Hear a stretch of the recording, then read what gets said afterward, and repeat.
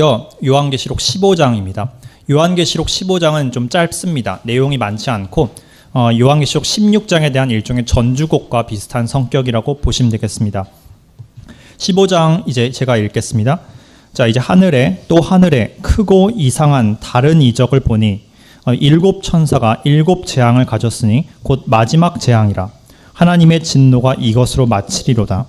또 내가 보니 불이 섞인 유리바다 같은 게 있고 짐승과 그의 우상과 그의 이름의 수를 이기고 벗어난 자들이 유리바닷가에 서서 하나님의 검은 고를 가지고 하나님의 종 모세의 노래 어린 양의 노래를 불러 가로되 주 하나님 곧 전능하신 이시여 하시는 일이 크고 기이하시도다. 만국의 왕이시여 주의 길이 의롭고 참되시도다.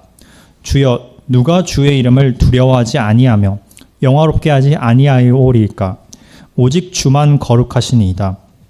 주의 의로우신 일이 나타났음에 만국이 와서 주께 경배하리이다 하더라.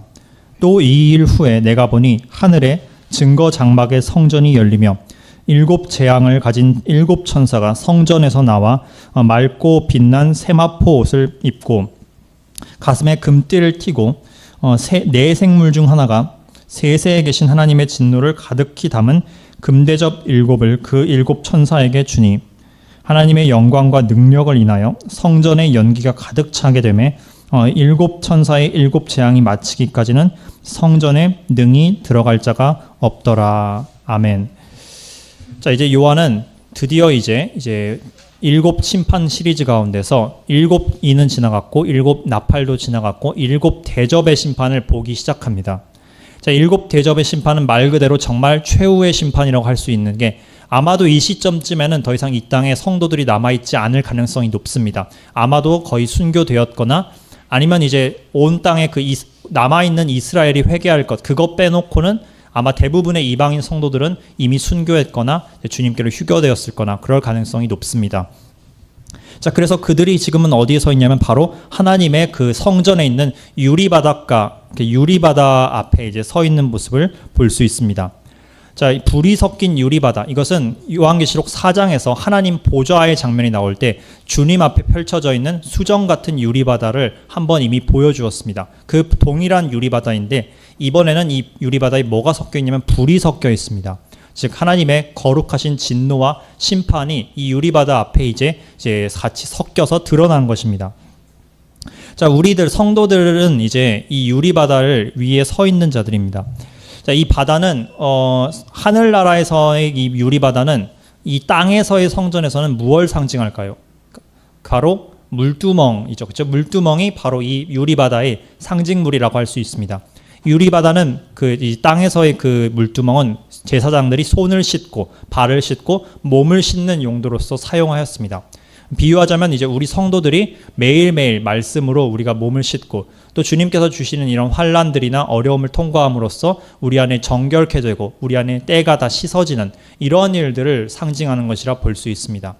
또 다른 한편으로는 우리가 물에 잠기는 침례를 상징한다고 볼 수 있습니다. 실제로 하나님께서는 이 자연 만물을 창조하실 때 그 물과 물을 나누셔서 둘째 날에 이 첫째 하늘과 둘째 하늘을 가르시고 둘째 하늘과 셋째 하늘 사이에 이 물과 물의 장막을 나누셨습니다.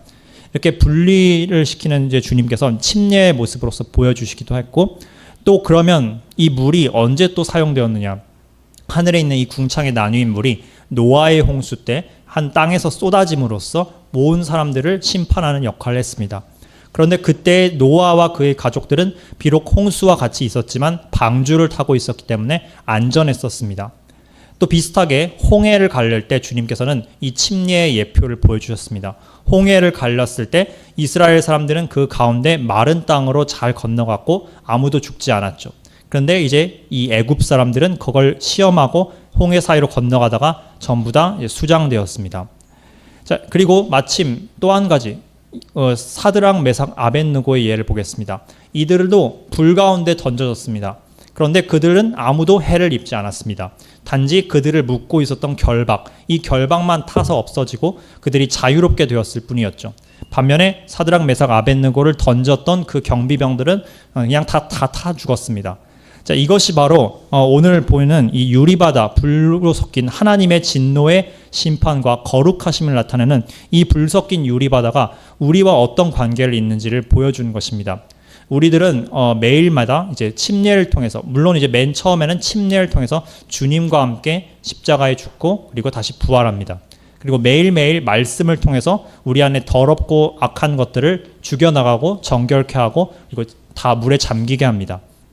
그리고 매일 고난을 받을 때, 우리가 삶에서 어려움과 환난을 지나갈 때 주님에 의해서 우리는 정결케 됩니다.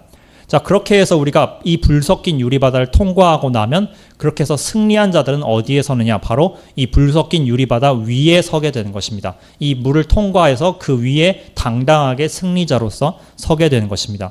그렇게 됐을 때 그들은 더 이상 이제 정결케 될 게 남아있지 않기 때문에 온전한 모습으로 주님 안에서 이제 승리자로서 당당하게 그 바다 위에 서 있을 수 있게 된 것입니다. 그 자들은 이분들은 바로 짐승과 그의 우상과 그의 이름의 수를 이기고 벗어난 자들, 즉 이제 적그리스도에게 타협하지 않고 주님만을 끝까지 붙들었던 이 환난 성도들, 그리고 그 환난 성도들과 마찬가지로 그 이전 시대의 믿음을 끝까지 지켰던 교회 시대 성도들 모두를 이와 같이 모습으로 이제 표현하고 있는 것입니다. 그런데 이들이 이제 드디어 이 승리자로서 노래를 부릅니다. 그 노래가 바로 3절에 나오는 하나님의 종 모세의 노래와 어린 양의 노래입니다. 자, 어린 양의 노래와 모세의 노래에 대해서 한번 말씀을 드리겠습니다. 이미 요한계시록 14장과 5장에서도 24장로와 그리고 14만 4천 명들이 모두 이 어린 양을 향하여서 새 노래를 불렀습니다. 마찬가지로 환난기에 이 구원받을 성도들도 모세의 노래와 어린 양의 노래로서 하나님께 영광을 돌릴 것입니다. 여기서 모세와 어린 양 노래 따로 있는 것이 아니라 모세의 노래라는 구약에 계시된 그 노래가 더욱더 완성되고 예수 그리스도를 통해서 최종적으로 완성됨으로써 어린 양의 노래로서 나타나는 것입니다. 그럼 한번 이제 모세의 노래를 한번 원본을 한번 보도록 하겠습니다. 출애굽기 15장 말씀입니다. 출애굽기 15장에 최초의 모세의 노래가 이제 기록이 되어 있습니다. 제가 바로 이제 읽기 시작하겠습니다. 1절. 이때 모세와 이스라엘 자손이 이 노래로 여호와께 노래하여 일렀으되 내가 여호와를 찬송하리니 그는 높고 영화로우시며 말과 그 탄 자를 바다에 던지셨음이로다. 여호와는 나의 힘이시요 노래시며 나의 구원이시로다. 그는 나의 아버지 하나님이시니 내가 그를 찬송할 것이요 내 아비의 하나님이시니 내가 그를 높이시리로다. 여호와는 용사시니 여호와는 그의 이름이시로다. 그가 바로의 병거와 그 군대를 바다에 던지시니 그 택한 장관이 홍해에 잠겼고 큰 물이 그들을 덮음에 그들이 돌처럼 깊음에 내렸도다. 여호와여 주의 오른손이 권능으로 영광을 나타내시니이다. 여호와여 주의 오른손이 원수를 부수시니이다. 중간에 좀 제가 생략을 하겠습니다. 그래서 16절로 넘어가면 이제 이렇게 이어집니다. 놀람과 두려움이 그들 이방 사람들에게 미침해 주의 팔이 큼을 인하여 그들이 돌같이 고요하였사오니 여호와여 주의 백성이 통과하기까지 곧 주의 사신 백성이 통과하기까지 하였나이다. 주께서 백성을 인도하사 그들을 주의 기업의 산, 이제 예루살렘이 되겠죠. 그 기업의 산에 심으시리니 여호와여 이는 주의 처소를 삼으시려고 예비하신 것이라. 주여 이것이 주의 손으로 세우신 성소로소이다. 여호와의 다스림이 영원 무궁하시도다 하였도다. 이 노래는 이 홍해를 건넌 이 이스라엘 백성들이 그들을 구원하시고 그리고 이집트를 심판하심으로써 영광을 드러내신 하나님 아버지를 찬미하고 노래하는 내용입니다. 이와 같이 이 모세의 노래는 성경에 기록된 최초의 노래라 할 수 있습니다.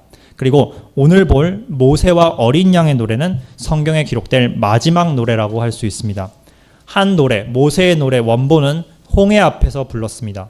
그리고 이 어린 양과 모세의 노래는 이 불 섞인 유리바다 위에서 천국에서 부르게 될 것입니다.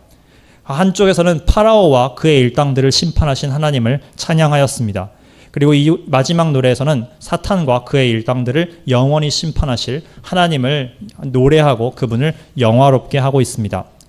한편 이 참고로 제가 읽지는 않겠지만 신명기 32장과 33장에도 모세가 노래를 부릅니다. 이 모세는 이제 죽기 전에 자기가 죽기 전에 유언의 노래를 남기는데 32장의 내용을 요약을 드리면 이스라엘 백성이 오랫동안 하나님이 그 은혜에 순종치 않고 복종치 않음으로써 징계를 받다가 하나님이 징계의 도구로서 이방 나라를 쓰셔서 그들을 고난스럽게 하지만, 그러나 주님께서 이렇게 말씀하십니다. 그들이, 즉 이방 나라들이 말하기를 이렇게 말할까봐 내가 걱정했다라고 합니다. 대적들이 말하기를 우리 수단이 높음이요 여호와의 행함이 아니다라고 할까 염려하시도다. 그래서 27절에는 이 교만한 이방 사람들이 우리가 잘나서 이 이스라엘을 먹었구나라고 자만할까봐 주님께서 나중에는 이 이스라엘 사람들을 구원하시고, 그리고 그들을 핍박하는 자들인 이 이방 나라들을 훨씬 더 가혹한 심판으로 끊으시겠다고 아주 생생하게 묘사를 하시고 계십니다. 그때 이스라엘 사람들은 이제 주님의 도전을 받게 됩니다. 37절에 여호와의 말씀에 그들의 신들이 어디 있으며 그들이 피하던 반석이 어디 있었느냐. 너희 이스라엘 사람들아, 왜 하나님을 안 믿고 다른 우상들을 섬기냐. 그런 우상들이 아무 도움도 안 되지 않느냐. 나 하나님밖에 없지 않느냐. 너희가 섬길 분은 나밖에 없다라고 말씀을 하시면서 이 39절에 이제는 나 곧 내가 그인 줄 알라. 나와 함께하는 신이 없도다. 내가 죽이기도 하고 살리기도 하며 상하게도 하며 낫게도 할 것이다 라고 하셨고, 41절에는 이 주님의 백성들을 대적하는 자들을 심판하실 것을 말씀하십니다.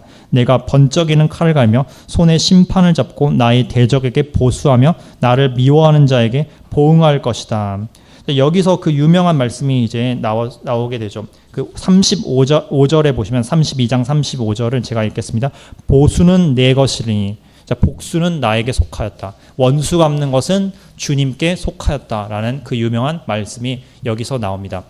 그리고 33장에서는 또 읽진 않겠지만 이 신명기 33장에서는 하나님께서 저 하늘에서부터 바란산, 시내산, 그리고 이곳을 거쳐서 이 주님의 성도들을 향해 내려오실 것을, 그리고 주의 1만 성도와 함께 강림하실 것을 말을 시적으로 표현하고 있습니다. 이것은 한편으로는 시내산에 강림하신 그 주님의 모습을 상징하는 것이기도 하지만, 동시에 맨 마지막 때 예수 그리스도께서 직접 재림하셔서 그분의 백성들과 연합되는 모습을 보여주기도 합니다. 자, 그때 주님께서 원수들을 치시고 그리고 그분의 백성들을 다시 모으셔서 회복시키실 것을 말하며 이스라엘이 정말 복된 자로다라고 33장 29절에 그와 같이 말씀을 하고 계십니다. 자, 이 노래들을 다 요약을 해보면 이 모세와 어린 양의 노래란 홍해에서 건지심을 통해서 예표된 주님의 최종적인 구원과, 그리고 그걸 이기고 나온 자들, 즉 성도들, 환난 성도들의 그 승리를 기념하면서 주님께 영광을 돌리고, 또 다시 오실 그 재림하실 주님이 이 땅에서 이스라엘을 회복시키시고 그들을 진정한 회개의 길로 인도하심 동시에 악한 자들, 파라오와 같은 자들, 그리고 그 이방 나라들, 악한 포도나무와 같은 그 자들을 주님께서 회개하지 않은 데에 대해서 심판을 집행하시는 그와 같은 일들을 노래하는 것이 바로 이 모세와 어린 양의 노래입니다. 그래서 모세와 어린 양의 노래에 수록된 요한계시록 말씀을 제가 읽도록 하겠습니다. 주 하나님 곧 전능하신 이시여, 15장 3절입니다. 하시는 일이 크고 기이하시도다. 우리가 기억해야 될 점 첫째, 하나님이 전능하신 분이라는 점입니다. 그분께 그 전능하심을 경외해야 합니다. 두 번째는 주님이 하시는 일들이 모두 다 크고 기이하고 놀랍다는 것입니다. 우리가 보기에는 이 주님이 하시는 일이 어떤 의미인지 모를 때가 많습니다. 우리의 작은 눈과 작은 시선으로 볼 때는 이해가 되지 않을 때가 많지만, 그러나 주님께서 그걸 다 드러내시고 모든 섭리를 완성하셨을 때는 그분의 계획이 너무나도 완벽하고 놀랍고 그리고 우리의 생각보다 높다는 것을 알 수 있게 될 것입니다. 그리고 또 한 가지, 만국의 왕이시여, 하나님을 가리켜 만국의 왕이라 하였습니다. 흠정역 성경에서는 이 만국을 이렇게 번역했습니다. 성도들의 왕이시여, 즉 주님은 우리 성도들의 왕인 동시에 만국을 다스리시는 만국의 왕이신 것입니다. 그리고 주님의 일이 놀라운 것처럼 주님의 길, 주님이 걷는 그 길들은 모두 의롭고 참되고 선하다고 하였습니다. 우리는 이 세상에 고통이 임하는 걸 보면서 하나님이 어디 계시냐라고 불신자들은 질문하지만, 우리는 이 가운데도 하나님께서 완벽한 의로우심을 이룬다는 사실을 믿어야 합니다. 그리고 4절에는 우리가 주님을 향해 세 가지를 기억해야 합니다. 첫째, 주님은 두려우신 주님으로 우리가 기억을 해야 합니다. 두 번째는 주님은 영화로우신 영광의 주님임을 기억해야 합니다.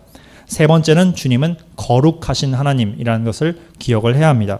그래서 우리 성도들이 주님이 긍휼을 베푸실 때도 또 심판을 베푸실 때도 그분에 대해서 말씀을 해야 될 것은 우리가 모든 피조물로서 마땅히 주님을 두려워하고 그분을 영광을 돌리고 그리고 그분께 거룩함, 그분을 우리의 거룩한 분으로 모셔야 한다라는 사실을 이 노래를 통해서 우리가 알 수 있습니다.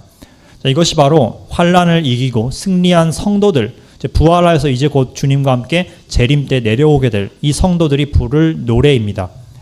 자, 그러면 이제 이 심판이 이제 드디어 집행이 되기 시작할 것입니다. 15장 5절 말씀부터 드디어 이제 환상이 보입니다. 환상이 열리게 됩니다. 하늘에 증거 장막의 성전이 열린다고 하였습니다. 어떤 이단들이 이 증거 장막의 성전을 뭐 이상한 식으로 오용을 하고 있지만 이 증거 장막이라 하면 바로 첫째 증거라 하면 하나님과 백성 사이에 맺은 법과 언약을 의미합니다. 즉 언약궤로서 상징되는 주님과 불변하는 그 언약을 말하는 것입니다. 이 언약 안에는 모세 언약도 있고 아브라함의 언약도 있고 노아의 언약도 있고 다윗과의 언약도 있습니다. 그리고 가장 중요하게는 예수 그리스도를 통해 맺은 그분의 피로 맺은 새 언약, 영원한 새 언약이 이 주님의 신실하신 이 언약 안에 들어 있습니다. 바로 이 언약궤가 담겨 있는 이 언약궤를 담고 있는 성전, 성막, 이것이 바로 하늘나라에 있는 성전이 바로 이 땅에 있는 성막과 성전을 궁극적으로 이제 나타내는 궁극적인 그 실체인 것입니다. 자, 이 성전 안에서 7 천사가 이제 나타납니다. 7 천사는 첫째 세마포 옷을 입고 있습니다. 이 세마포 옷은 참고로 이 장면은 이제 대속죄일이 하늘나라에서 온전하게 성취되고 있는 모습을 보여주고 있는 것입니다. 대속죄일은 이 땅에서 매년 드려지는 이스라엘의 행사였습니다. 그런데 이 대속죄일이 궁극적으로 예수님의 초림과 재림을 통해서 온전하게 100% 성취가 될 것입니다. 초림 때 예수님께서는 그분 자신이 희생양이 되심으로써 온 인류를 위한 구속을 베푸셨습니다. 그리고 재림 때 예수님은 더 이상 그 구원을 받아들이지 않는 자들을 향해 하나님의 거룩하신 심판을 드러내시게 됩니다. 그걸 통해 온전히 대속죄일을 성취하시게 되십니다. 마치 대제사장들이 대속죄일 날 그 흰 세마포 옷만을 입고 그 성전 안으로 들어갔던 것처럼 여기서도 7 천사들이 하나님의 그 심판을 받기 위해서 그 성전 안으로 들어가게 됩니다. 그리고 가슴에는 금띠를 떼는데 이 금띠는 보통 심판자들이 입고 있는 그 금띠를 많이 상징합니다. 자, 그리고 이제 이 네 생물 중 하나, 케루빔 중 하나가, 그룹 중에 하나가 하나님의 진노를 담은 이 마지막 심판 7 대접을 이 천사들에게 나눠줍니다. 그때 이제 성전에서는 어떤 일이 일어나게 되냐? 8절에 영광과 능력이 충만하게 드러나게 됩니다. 이 영광과 능력으로 인해서 무엇이 차게 되냐? 연기, 성전이 연기로 가득 채워지게 됩니다. 자, 이 연기는 보통 많은 경우 하나님께서 그분의 그 거룩하신 소멸하시는 불을 통해 죄와 악한 것들을 태워버리실 때 나타나는 연기 상징물입니다. 혹시 하나님의 영광이 그 이스라엘 백성에게 드러났던 적이 몇 번 있는지 기억하시는지? 언제 처음 드러났었죠? 출애굽기 때 그 성막을 지을 때 구름을 통해서 하나님이 영광을 드러내셨습니다. 그래서 구름도 하나님의 영광을 상징하는 상징물입니다. 그런데 가끔씩 연기가 차올 때가 있습니다. 시내산에서는 하나님이 불로써 연기를 태우셨었죠. 그때 주님께서 너무 두려운 나머지 백성들이 우리는 무서워서 못 가겠습니다. 모세 당신만 갔다 오세요라고 말을 했었습니다. 자, 그런데 한편 솔로몬이 처음 성전을 봉헌했을 때 그때도 하나님의 영광이 임했습니다. 그때는 구름이 가득 찼다라고 열왕기 말씀에 기록이 되어 있습니다. 이때는 하나님의 영광이 구름의 형태로서 나타났죠. 그런데 이사야 선지자가 그 성전 안에서 또 한 번 영광을 봅니다. 그때 영광은 이사야서 6장 말씀에 기록된 바에 의하면 연기가 가득 찼었다라고 말하고 있습니다. 핵심은 이것입니다. 하나님이 구름을 통해서 영광을 드러내실 때는 보통 그분의 백성들을 가려주시고 그들을 보호하기 위한 영광으로서 구름을 표현하십니다. 그런데 백성들을 향해서 심판과 경고를 선언하실 때는 연기를 통해서 심판을 계시하십니다. 마치 이사야 선지자에게 이 백성이 이제는 귀를 닫을 것이다. 그들이 깨닫지 못할 것이다 라고 심판을 선언하실 때 연기가 가득 찼던 것과 비슷합니다. 오늘 여기는 성전이 하늘 성전이 연기로 가득 차였다고 했습니다. 주님의 심판이 이제 정말 임박했다라는 것을 표현하고 있습니다. 한편 이것은 대속죄일의 또 다른 요소들을 우리가 보여주고 있는 것입니다. 요한계시록에는 대속죄일이 성취되는 장면이 여러 번 나옵니다. 요한계시록 8장에서는 천사가 그 그릇에 향로를 담고 그 향로를 하나님 앞에, 하나님 보좌 앞에, 즉 시은좌 앞에 가져다 드리는 장면이 있습니다. 이 연기가 바로 대속죄일 날 대제사장들이 향연을 들고 가서 주님 앞에 그 연기로 가리는 것을 상징적으로 나타낸 것입니다. 이것이 이 최후 심판 날 성취될 것인데, 그런데 이 차이점이 있다면 이 천사는 향연은 하나님께 드리지만 불꽃은 담아다가 땅에다가 쏟습니다. 이 불꽃을 땅에 쏟는다는 것은 주님의 심판을, 즉 진노를 이제 땅에 뿌리겠다라는 것을 해석할 수 있습니다. 한편 요한계시록 11장에도 이 대속죄일의 장면이 등장하는데, 이때는 하늘 증거상막의 성전이 열리면서 언약궤가 드러나는 모습이 보여집니다. 7번째 나팔을 불 때 그와 같은 일이 일어납니다.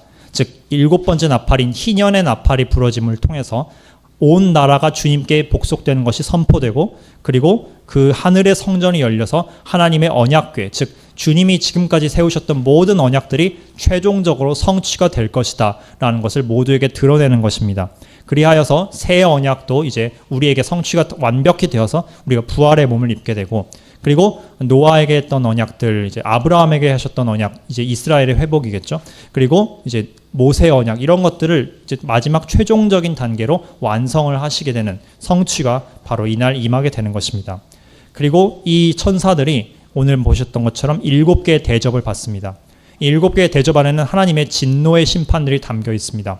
마치 대제사장이 그 언약궤 앞에다가 이 대속죄일 날 피를 잡아다가 피를 7번 뿌렸었죠. 그렇죠? 7번 뿌렸던 것처럼 이들 천사들도 이번에는 하나님 앞이 아니라 이 땅에다가 7번 심판을 붓게 될 것입니다.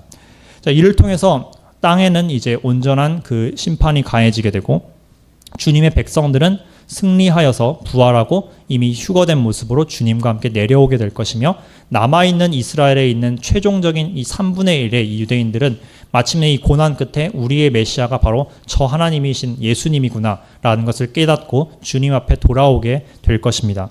그리고 이제 이 다음 절에서 다음 장부터는 제가 이제 내년 아니고 이제 다음 달에 말씀을 드릴 텐데, 바로 그 무시무시한 최종 심판인 7 대접의 심판이 표현이 되어 있습니다. 근데 이것은 겁을 주기 위한 심판이기 이전에 우리가 기억해야 할 점은 이 7 대접 모두가 예수 그리스도 없는 삶이 얼마나 비참한 것인가, 주님이 어떤 분이신가를 거꾸로 보여주기 위한 그런 우리의 그림이라는 것을 기억을 해야 합니다. 그래서 오늘 말씀은 여기까지 마치도록 하고, 주님의 그 노래, 그 모세와 어린 양의 노래가 훗날 이제 우리 모두의 노래가 될 것을 우리가 기억합니다.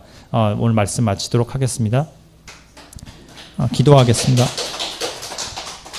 하나님 아버지, 오늘 예수 그리스도께서 우리의 구원자이신 그분께서 동일하게 우리가 심판대에 섰을 때 우리에게 모든 것을 묻고, 그리고 우리로 하여금 그분께 회개보고를 하게 하실 그 주님이심을 기억을 합니다. 우리가 그 주님을 경외하고 또 사랑하는 동시에 그 두려워하는 마음을 갖도록 하여 주시옵소서. 그리고 그 주님께서 우리를 알곡으로서 걷어들이심을 감사드립니다. 우리가 가라지로서 또는 포도송이로서 밟혔었어야 했을 원래 그런 인생이지만, 그러나 예수 그리스도의 보혈로 인해서 우리가 주님의 자녀로 태어나서 주님 앞에 이제 그리스도의 심판석에 서게 되었습니다.